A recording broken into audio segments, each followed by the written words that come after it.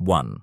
Slave Edema. The Christian believers offer themselves as slaves in faith to St. Thomas. Then they proceed to spend long hours or even days in prayer and offer to help keep the pilgrim station clean at Kurishumudi mountain. They then take blessings from the priest and pay an amount as the slaves offering to the church. 2. Shayana Pratikshanam.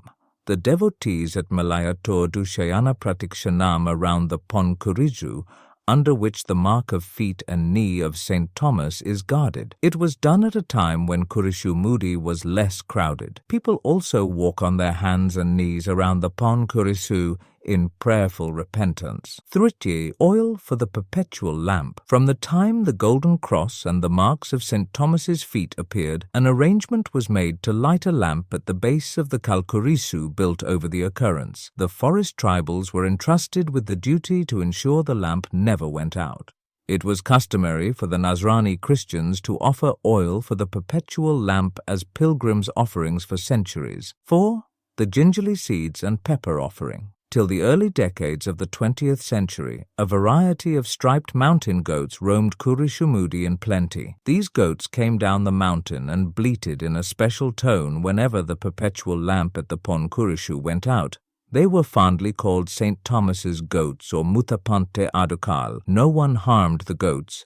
Instead, the pilgrims began to scatter gingerly seeds on the sides of their climb to Kurishumudi. Pepper is offered along with gingerly seeds. Pepper is offered as St. Thomas's pilgrim offer. 5. St. Thomas goat offering. In remembrance of the St. Thomas goats, pilgrims offer goats at Kurishumudi. 6. Carrying stones or wooden cross. From the early 20th century, pious pilgrims began to carry stones on their heads or large wooden cross as they climbed the 2.5-kilometer stretch to Kurishumudi in a self-induced mark of penance and repentance.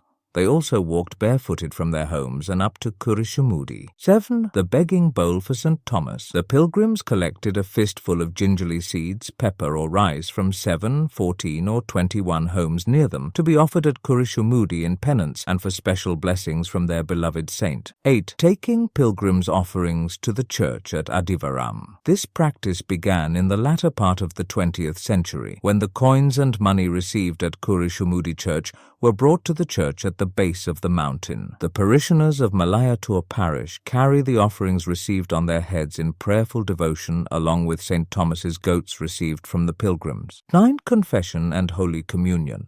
The pilgrims climb the 2.5-kilometer stretch in prayerful repentance. They do their act of contrition by confessing their sins to the priest. They receive the Holy Communion in prayerful adoration and pray for the intentions of the Pope to receive the plenary indulgence by which the temporal punishments of their sins are removed. Pope Pius X in 1909 declared special indulgence to the St. Thomas Kurishumudi Pilgrim Center. The Holy Feast at St. Thomas Mount at Kurishumudi is on the Sunday immediately after Easter Sunday, the Sunday on which Jesus appeared before Thomas to show him the wounds on his hands and chest. Thomas was not present when Jesus appeared to his disciples after his death. An enlightened Thomas uttered the famous words, "My Lord and my God,"